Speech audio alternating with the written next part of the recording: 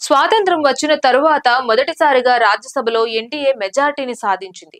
ఇక నుంచి భారతీయ జనతా పార్టీ తాను ప్రతిపాదించిన బిల్లుల కోసం మిగతా ప్రతిపక్షాలపై ఆధారపడవలసిన అవసరం లేదు. భారతీయ జనతా పార్టీకి 96 స్థానాలు రాజ్యసభలో ఉన్నాయి. ఇప్పుడు దాని మిత్రపక్షాలకి 19 స్థానాలు, ఎన్డీఎంకు కాంగ్రెస్ కి ఎప్పుడు 27 స్థానాలు మాత్రమే ఉన్నాయి.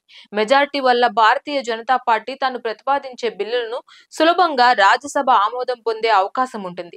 మరీ ముఖ్యంగా కీలకమైన బిల్లుల విషయంలో ప్రతిపక్ష నాయకులను వారి మద్దతు కోసం పాటుపడే అవస్థ ఇంతకు ముందు అధికార పక్షాలకి తప్పేది కాదు. కాంగ్రెస్ పార్టీ స్థానాలు ఎప్పుడు 27 మాత్రమే రాజ్యసభలో ఉన్నాయి. 4 నామినేటెడ్ సభ్యులు రాష్ట్రపతి కోటా ఇంకా ఖాళీగానే ఉన్నవి. అవి కూడా ఎన్డీఏకే ఉంటాయి.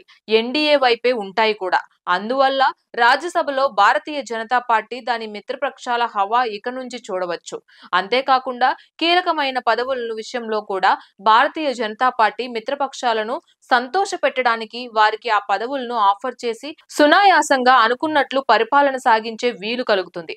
సార్వత్రిక ఎన్నికల్లో మిత్రపక్షాలతో ఇప్పుడున్న భద్రపక్షాలతో పొత్తు కుదుర్చుకోవడం అనే వ్యూహం బీజేపీకి బాగా లాభం చేకూర్చింది.